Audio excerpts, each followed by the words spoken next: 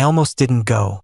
When Harold first asked me to be his support at his high school reunion, I laughed because I genuinely thought he was joking. Support, I repeated, staring at him across the bar table. What is this, a therapy session? He rolled his eyes, but there was something tight behind the sarcasm. Shut up, Corey. I don't want to go alone. That should have been my first clue that this wasn't just about old classmates and cheap champagne in a rented hotel ballroom. Harold and I had been best friends since sophomore year of college.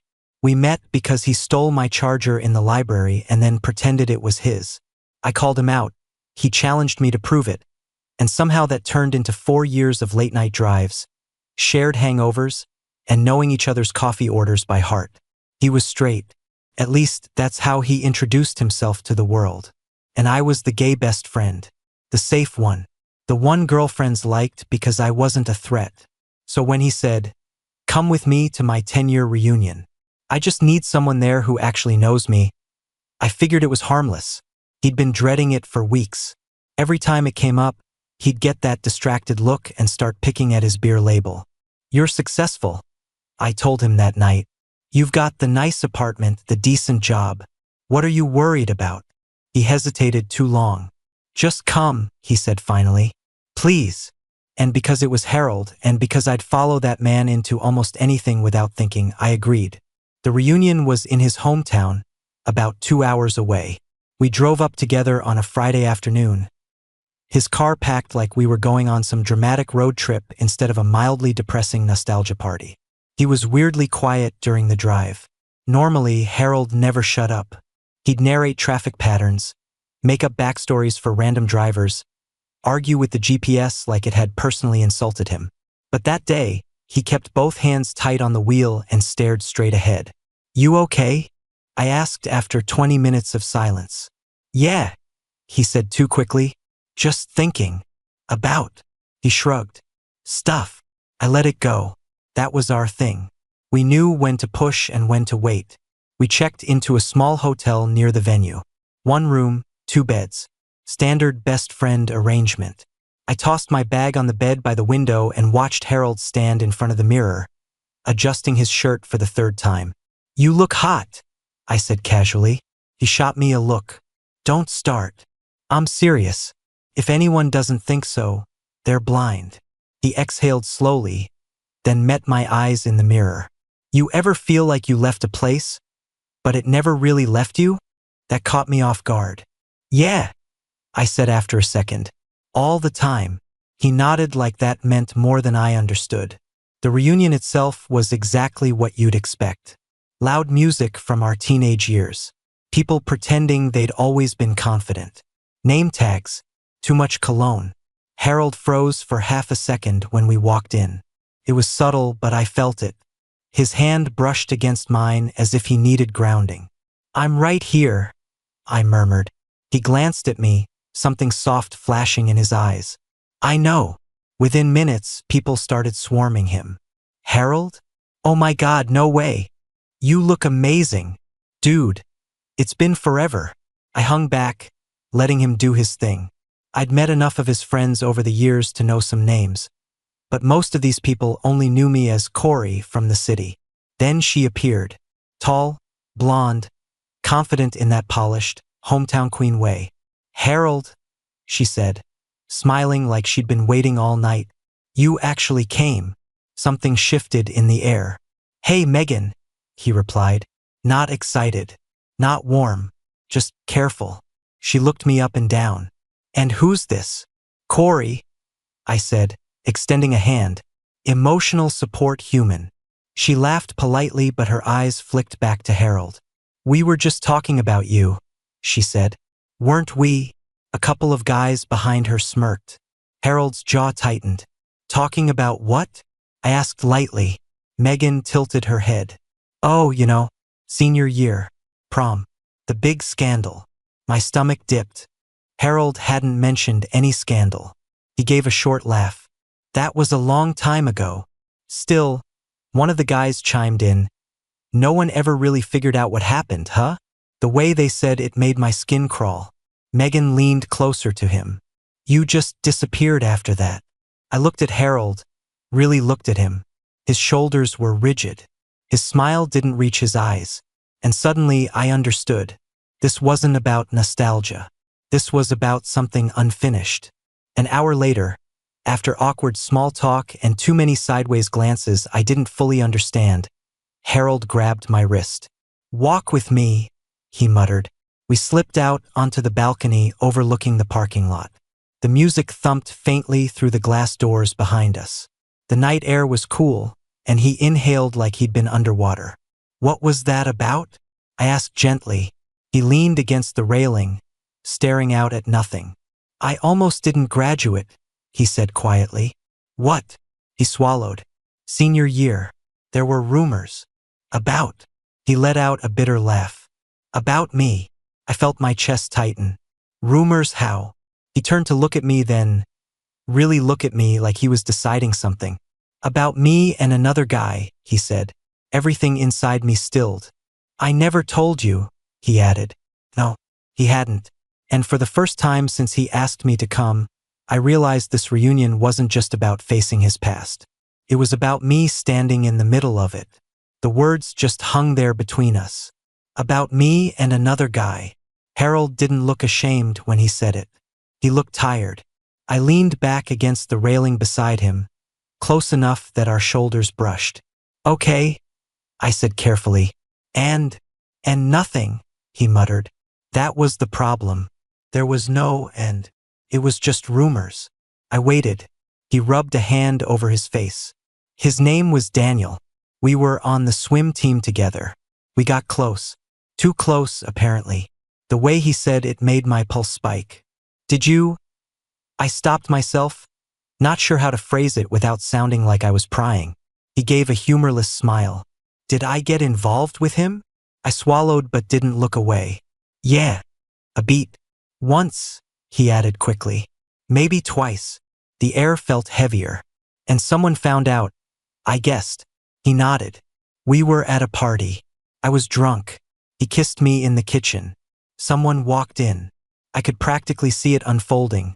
The panic, the whispers spreading through a high school like wildfire. By Monday," Harold continued, "everyone knew." I clenched my jaw. "That's messed up." "It's high school," he said quietly. "Messed up is the default setting." "What happened?" He laughed softly, but there was no humor in it. "You saw Megan, right? She was my girlfriend back then. Prom queen. Whole thing. She found out. She didn't just find out. She made sure everyone else did too." That explained the smirks, the loaded looks. They called me confused, desperate, said I was experimenting. He stared out into the dark parking lot. No one ever asked if I actually liked him. The way he said that hit something deep in me. "Did you?" I asked. Silence stretched between us. "Yeah," he admitted finally. "I did." My chest tightened in a way I wasn't prepared for. "Then what?" I asked softly. "My dad found out," he said. "And that was the end of it." I didn't need details. The way his shoulders stiffened told me enough. "I told everyone it was a mistake," he continued. "That I was drunk. That it was just a phase. Megan got to play the victim. I got to be the idiot who messed around and learned his lesson. And Daniel? He transferred schools before graduation." I exhaled slowly. "That's brutal." He nodded once. We stood there in silence for a moment, the distant bass from inside vibrating faintly through the glass. "You never told me," I said finally. He turned toward me. "I know." "Why?" His eyes softened. "Because by the time I met you, I had already decided who I was going to be." Something about that phrasing made my stomach twist. "And who was that?" I asked. "Straight," he said bluntly. The word landed between us like a dropped weight. "I dated girls in college. I did everything I was supposed to. I convinced myself that what happened senior year was just curiosity." He swallowed. "Then I met you." My heart thudded hard enough that I was sure he could hear it. "Corey," he said quietly, "you were the first openly gay guy I was actually close to." I let out a small breath. "That's a lot of pressure." He huffed out a weak laugh. "You made it look easy." It's not, I said honestly. I know that now. The night air felt colder. You brought me here, I said slowly. Because of this. Yes. Because you wanted backup? Yes. But also, I hesitated. Because I represent something you ran from. He didn't answer immediately. Then, yeah. The honesty in that single word made my chest ache. The balcony door slid open behind us. We both turned. Megan stepped out, heels clicking against the concrete. There you are, she said brightly, though her smile didn't reach her eyes. We were wondering where you disappeared to. Harold's posture shifted instantly. More rigid, more guarded. Just needed air, he replied. She glanced at me. Everything okay out here? Perfect, I said lightly. She folded her arms. You know, Harold, it's funny seeing you back here. After everything. His jaw tightened. Drop it, Megan. She tilted her head. I'm just saying. It must be nostalgic. For who? I asked.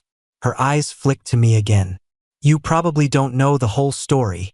I know enough, I said calmly. Harold's hand brushed mine again, this time deliberate. Corey's my best friend, he said, voice steady. He knows me better than anyone. Something unreadable flashed across her face. Does he?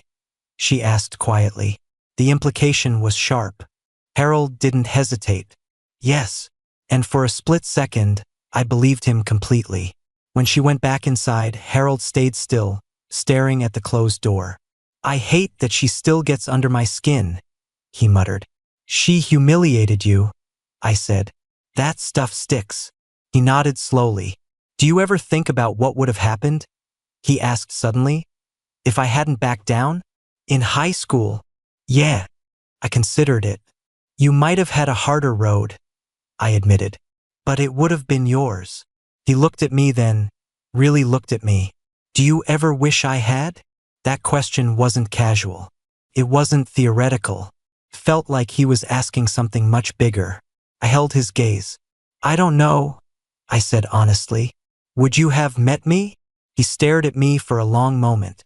Probably not. Then no, I said softly. Something shifted in his expression. Something raw. You're the best thing that happened to me in college, he said. The words hit harder than they should have. Harold, I'm serious. There was no teasing in his voice. No deflection. Just truth.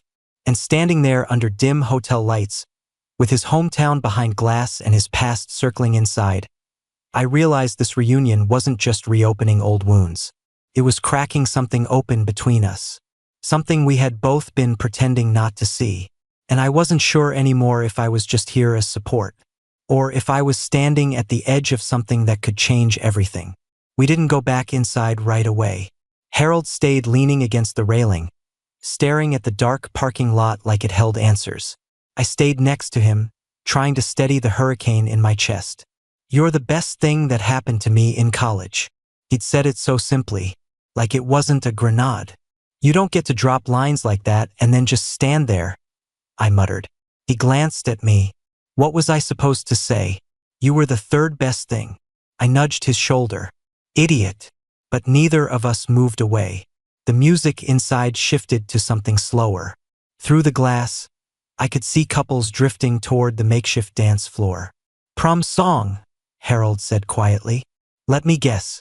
You and Megan. He nodded once. You want to go in? I asked. He hesitated. Then, yeah, but not for that. We stepped back into the ballroom together. The energy had changed. Less chaotic, more nostalgic. People swaying, laughing softer, drinking heavier. Megan was already on the dance floor with some guy in a suit too tight for him. She made a point of catching Harold's eye. He didn't react. Instead, he turned to me.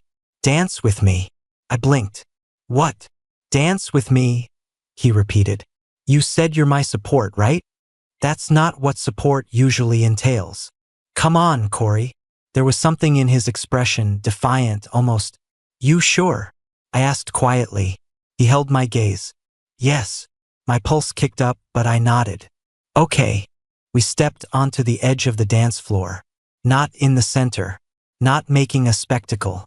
Just there. The song was slow, familiar, the kind of song that probably meant everything at 17 and nothing at 28. Harold hesitated for half a second before placing his hands lightly on my waist. It wasn't dramatic. It wasn't exaggerated. But it wasn't subtle either. I rested my hands on his shoulders. I could feel the tension in him, tight, coiled, like a wire pulled too far. People noticed.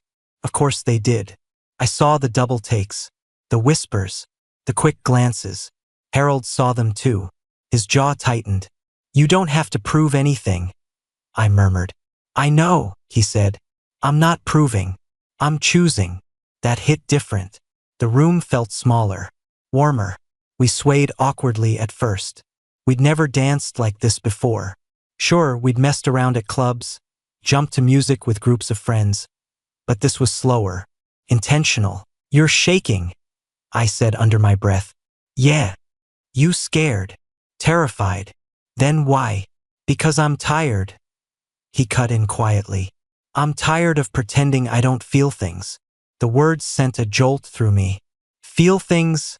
I repeated carefully. He looked at me then, not at the crowd, not over my shoulder. At me. "Do you really think Daniel was the only guy I ever thought about?" My heart stopped. The music kept playing, but it sounded distant now, like we were underwater. "Harold," I said softly, "I didn't bring you here just for backup," he admitted. "I brought you because I needed to see if I could do this. With you." "Do what?" "Stand here, in this room, and not lie." "And?" I asked, barely breathing. "And I don't want to lie anymore." The implication hung heavy between us. I swallowed. "You don't get to say that like it's nothing." "It's not nothing," he said. Around us, people were definitely staring now. A couple of guys from earlier nudged each other. Megan's face had gone stiff across the room. But for the first time since we arrived, Harold looked steady. "You asked me on the balcony if I ever wished you hadn't backed down," I said quietly. "Yeah." I didn't answer fully. His brow furrowed slightly. "What do you mean?" "I don't wish you had a harder life," I said honestly. "But I do wish you hadn't convinced yourself that part of you wasn't real." His breath caught. "You don't get to erase pieces of yourself just because other people were uncomfortable." He stared at me like I just reached inside him. "You make it sound simple," he said. "It's not," I replied. "But it's honest." The song shifted toward its final chorus. Stomach flipped. "What are you talking about then?" He didn't answer right away. "I've spent years telling myself you were off limits," he said under his breath. Everything inside me went still. "Because you're my best friend," he continued. "Because you're openly gay and I didn't know what that made me. Because if I let myself think about you too long, it got complicated." The air between us felt electric. "Harold," I whispered, "you don't get to drop that in the middle of a reunion dance floor." A ghost of a smile touched his mouth. "Bad timing. Terrible." The song ended, but neither of us moved. Applause scattered lightly around the room as people stepped apart. We were still standing there, hands still placed, eyes still locked. "You want to know the worst part?" he asked softly. I braced myself. "What?" "I don't even know what this makes me," he admitted. And that, more than anything, was real. Because this wasn't some dramatic confession wrapped in certainty. This was a man who had spent 10 years building walls, finally admitting they were built around the wrong thing. "You don't have to know tonight," I said. "But I know I don't want to keep running." The vulnerability in his voice made my chest ache. Across the room, Megan was watching us like she'd just lost something she thought she still owned. Harold didn't look at her once. He was looking at me. And for the first time since he asked me to come as his support, I realized something terrifying. This wasn't about helping him survive his past. It was about deciding whether we were ready to step into something neither of us could walk back from. And I didn't know if I was brave enough for that. We didn't talk about it right away. After the song ended, Harold stepped back slowly, like we both needed oxygen. The noise of the room rushed back in. Laughter, glasses clinking, someone shouting across the bar. "Let's get out of here," he muttered. I didn't argue. We slipped out without saying goodbye to anyone. The hallway outside the ballroom felt too bright after the dim lights inside. The elevator ride down was silent. Not awkward, just heavy. Harold ran a hand through his hair. Did I just blow up my entire hometown reputation? I huffed softly. Probably. He nodded. Okay. That was it. Okay. The elevator dinged and we stepped into the quiet lobby. The night outside was still, cool air hitting us the second we pushed through the glass doors. We didn't head for the car. We just walked. There was a small park across the street from the hotel. Nothing fancy. A few benches. Dim streetlights. A fountain that had clearly seen better days. We ended up sitting on a bench under a tree, the reunion music faint in the distance. Harold leaned forward, elbows on his knees, hands clasped tight. I didn't plan to say all that, he admitted. I figured. I thought I'd just test it, see how it felt. How what felt? Not hiding. I watched him carefully. And? I asked. He exhaled slowly. It felt like I was going to throw up. I laughed softly. That's usually a sign of emotional growth. He glanced at me with a faint smile, then sobered again. But it also felt right, he said. The word right landed somewhere deep in my chest. Harold, I said gently. What exactly are you trying to figure out? He was quiet for a long moment. I don't know if I'm gay, he said finally. Or bi. Or just you. That one hit me harder than I expected. Just me, I repeated carefully. He nodded, still staring at the ground. I've never looked at guys the way I look at you. My heart started doing that dangerous, hopeful thing. That's not how this works, I said quietly. I'm not a category. I know, he said quickly. I know. I just mean, he cut himself off, frustrated. I mean, when I think about being with someone, really being with someone, it's you. Not some abstract guy. Not Daniel. Not a label. The vulnerability in his voice made my throat tighten. But that scares you, I said. Yeah. Because if I let myself want that, I can't pretend anymore. I can't call it a mistake. Or curiosity. He finally looked at me. And if I let myself want you, I could lose you. That silenced me. Lose me how? I asked. If this goes wrong, he said. If I freak out. If I realize I can't handle it. You don't deserve to be someone's experiment. The honesty in that sentence hit deeper than any confession. For years, I'd been the safe best friend. The guy who gave advice. The guy who stayed steady while Harold dated girls who never lasted more than a few months. And now he was sitting here afraid of hurting me. You think I haven't thought about this? I asked quietly. His brow furrowed. What do you mean? You think you're the only one who's ever had to push feelings down? His face shifted slightly. I've been in love with you since junior year, I said. The words felt like jumping off a cliff. The silence that followed was thick. You, he swallowed. You never said anything. You were straight. He winced slightly. And I didn't want to lose you either, I added. The night felt incredibly still. You've been in love with me? He asked again, softer. Yeah. For how long? Long enough that I stopped counting. He leaned back slowly, like the information physically pushed him. Corey, he said, voice almost breaking. Why didn't you ever? Because I respect you. I cut in gently.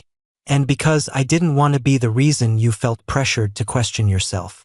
He stared at me like I just handed him something fragile. I never wanted you to feel like you had to choose between your identity and our friendship, I continued. So I buried it. His eyes were glossy now, not dramatic, just overwhelmed. And now? He asked. Now you're the one opening the door. The fountain behind us gurgled faintly. He dragged a hand down his face. I don't want to lose you, he repeated. You won't, I said firmly. He let out a shaky breath. God, he muttered almost to himself. You make this sound so calm. I am not calm, I admitted. My heart is about to punch through my ribs. That made him laugh. A real one this time. The tension cracked just slightly. He turned toward me fully on the bench. "What do we do?" he asked. It wasn't rhetorical. It wasn't dramatic. It was honest.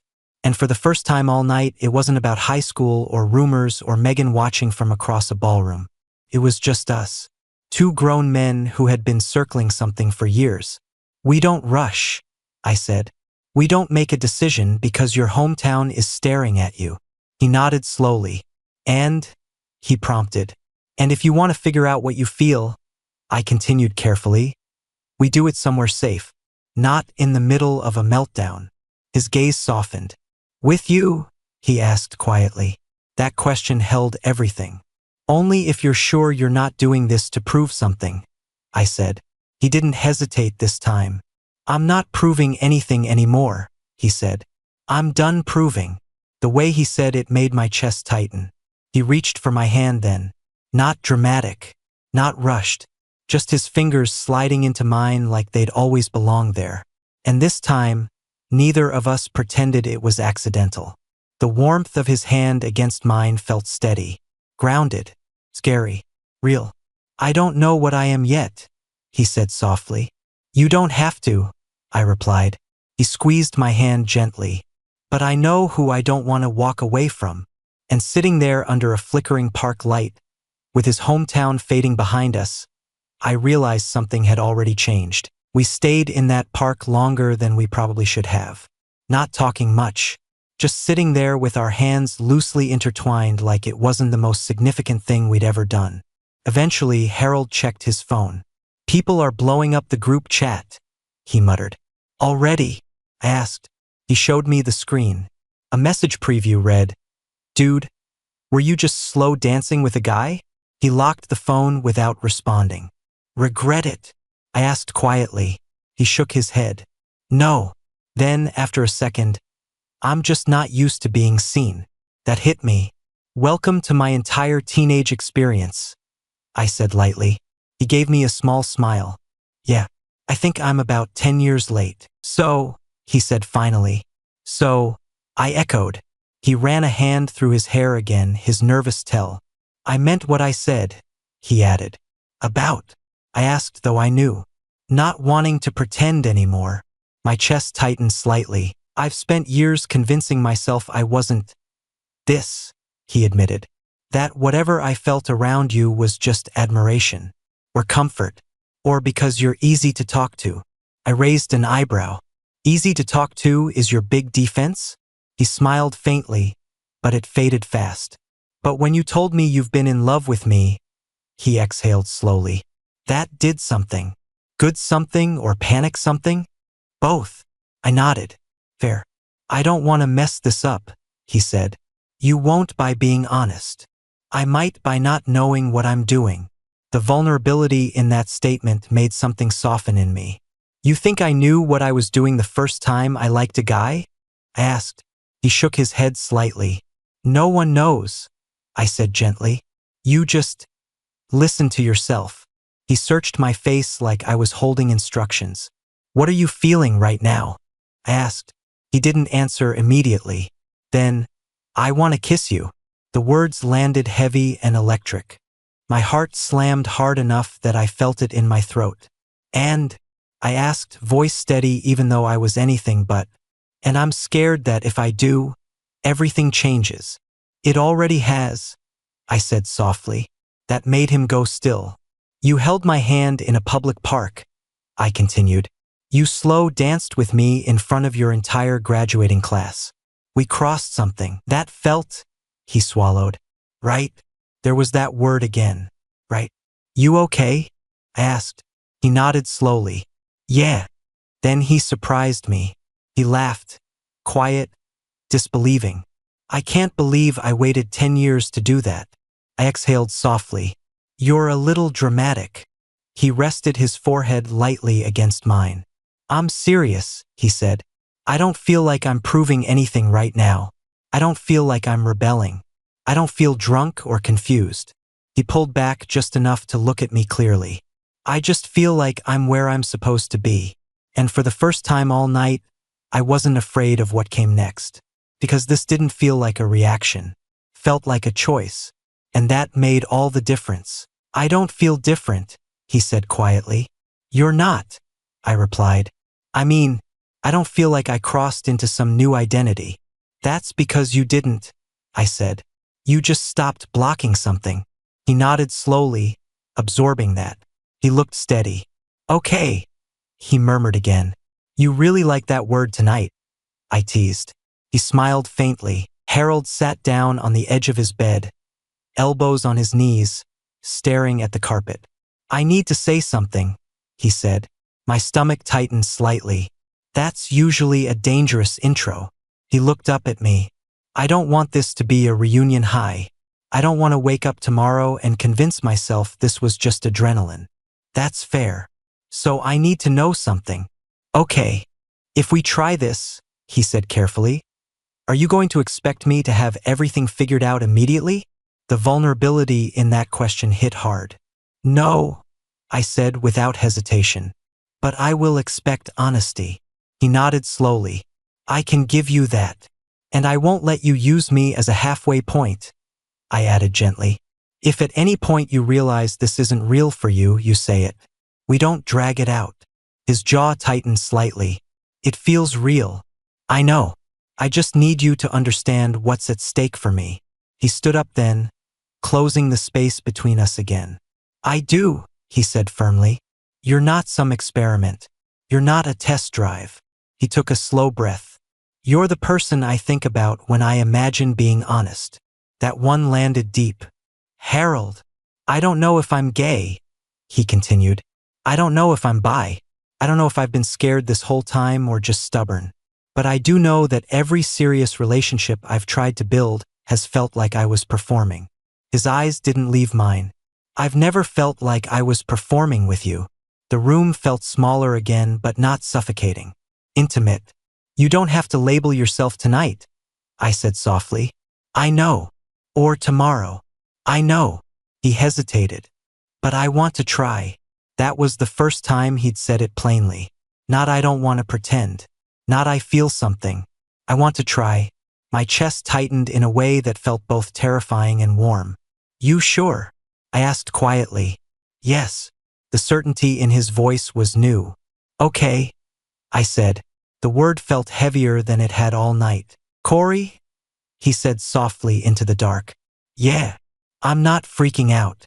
I smiled into the pillow. Good. There was a pause. Are you terrified? I admitted.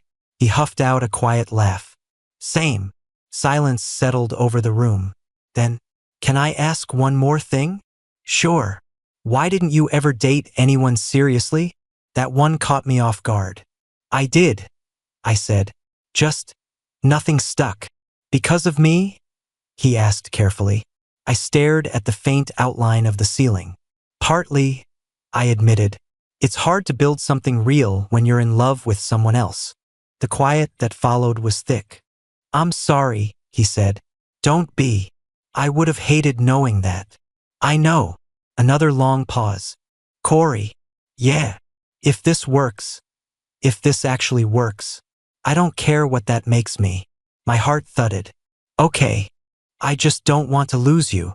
You won't, I said again. And for the first time, I believed it. Because this didn't feel like a phase. It didn't feel like rebellion. It didn't feel like he was trying to rewrite his high school ending. It felt like two adults choosing honesty over fear. And as I lay there in the dark, listening to his breathing steady out across the room, I realized something else. I hadn't come to this reunion as his support.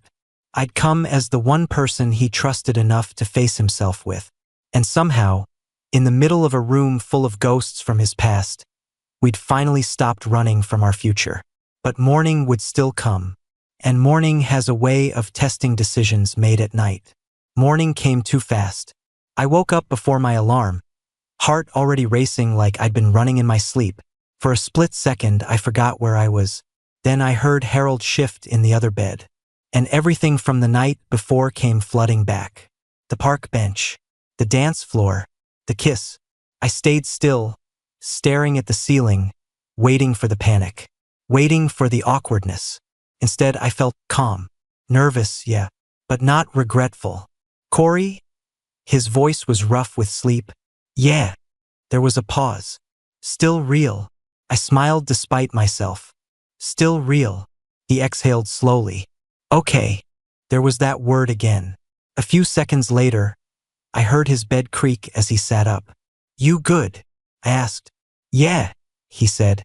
Then quieter. I don't feel like I need to take anything back. That mattered more than I expected.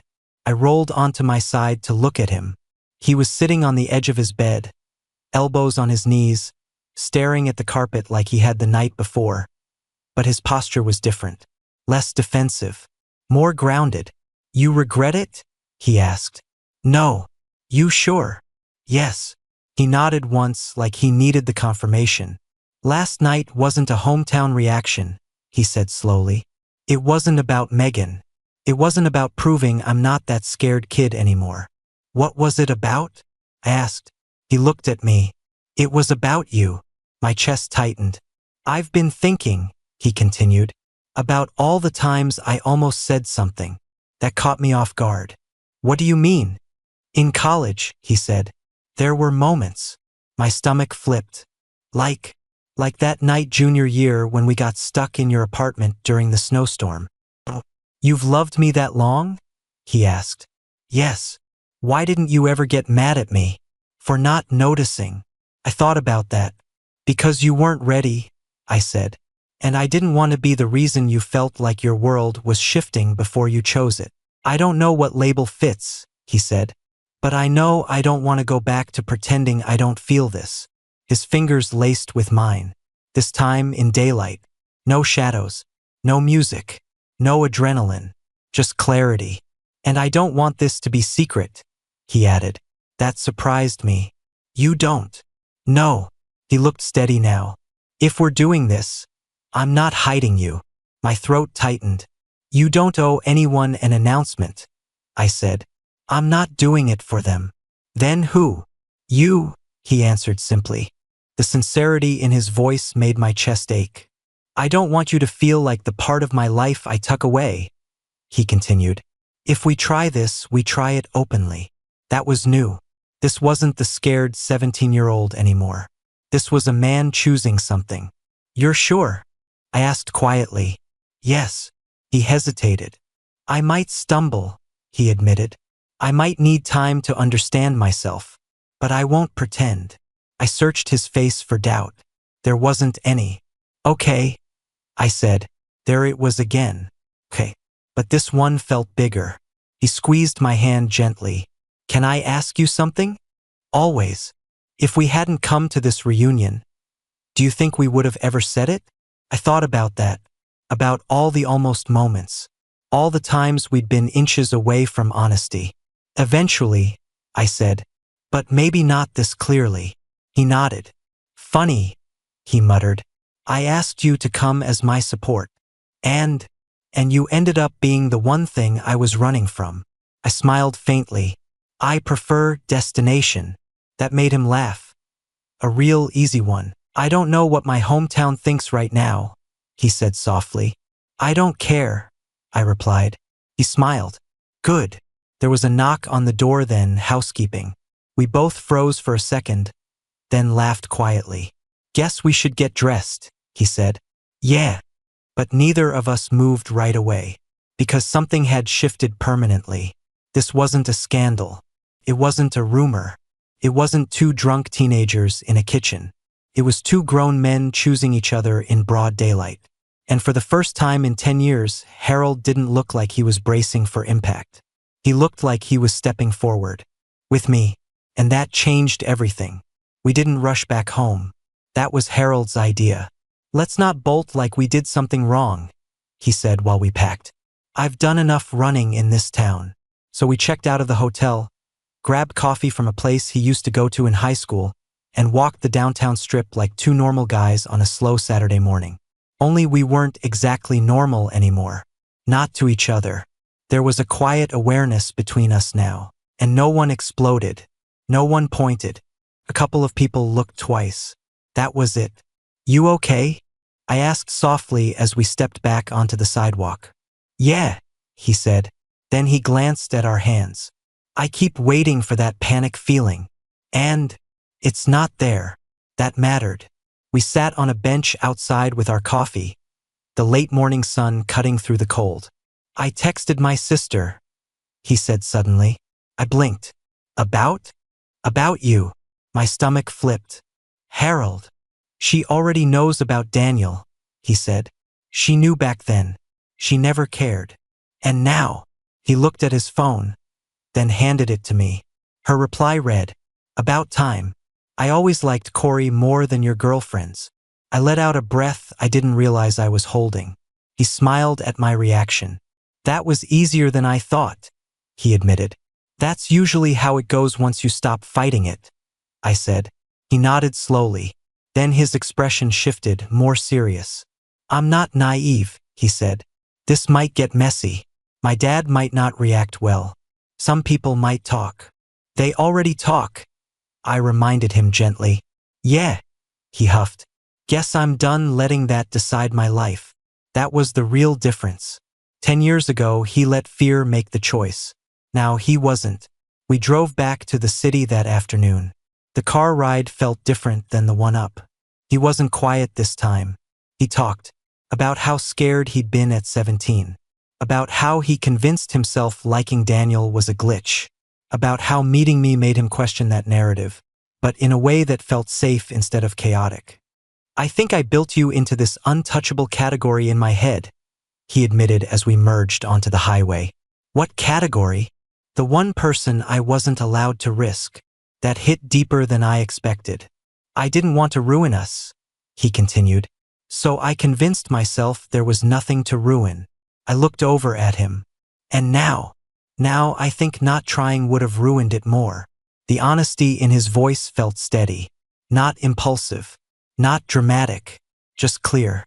When we pulled into his apartment complex, neither of us rushed to get out. He turned off the engine but left his hands on the steering wheel for a second. "So this is the part where real life starts again," he said. "Yeah.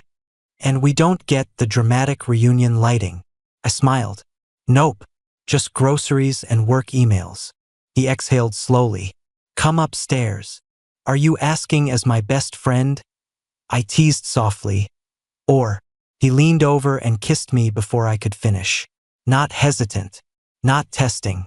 Certain. When he pulled back, he looked straight at me. "I'm asking as the guy who wants to take you on an actual date." My heart did that stupid, hopeful thing again. "A date?" I repeated. "Yeah, dinner. No hometown ghosts. No emotional spirals. Just us." I tried to keep my voice steady. "I'd like that." He nodded once, like he'd just locked something in place. "Good." We walked upstairs together. Inside his apartment, everything looked the same as it always had. The couch where we'd watched movies. The kitchen where we'd argued over whose turn it was to buy groceries. The hallway where we'd passed each other 1,000 times without touching. Only now, the air felt different. He set his keys down on the counter, then turned to face me fully. "I asked you to come as my support," he said quietly. "But you weren't there to hold me up." No. He shook his head slightly. "You were there to stand next to me." That settled somewhere deep, because that's what it had been. Not rescuing, not fixing, choosing. Everything changed the moment he stopped being afraid. Not because he suddenly had all the answers. Not because the world magically got easier. But because he finally chose honesty over comfort. And this time, he didn't disappear after the music stopped. He stayed. With me. And for the first time, it didn't feel like I was his emotional support. It felt like we were building something equal. Something real. Something that didn't start with a rumor, but with a choice.